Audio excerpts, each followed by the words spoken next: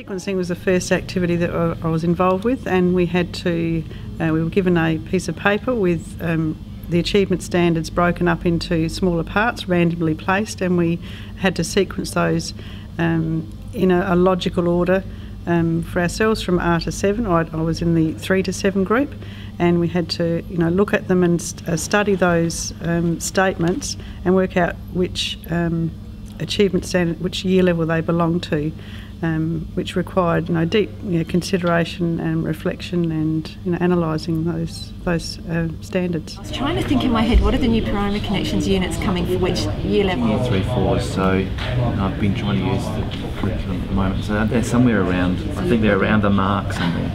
Year 9 one as well talks about scientific language and representations, just basically. The Year 10 one then goes on further to say appropriate to the content. For those teachers who are involved in the activity, I see the insights and benefits were huge. It was great to look at the developmental sequence that students need to have through their maths ideas, maths learning.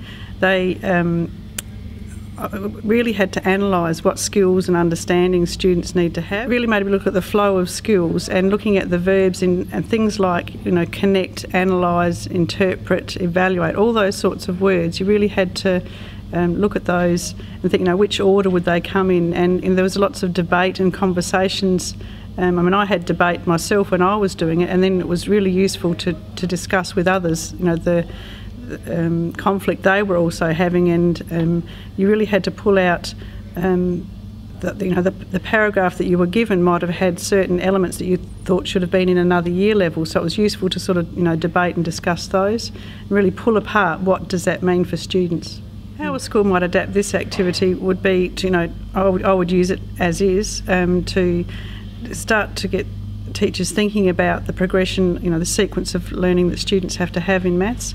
And I'd also tease it out even further and look at taking out, say, the fractions and decimal ideas and sequencing those throughout the achievement standards, or pulling out the shape ideas and sequencing those and getting them thinking about what does that mean.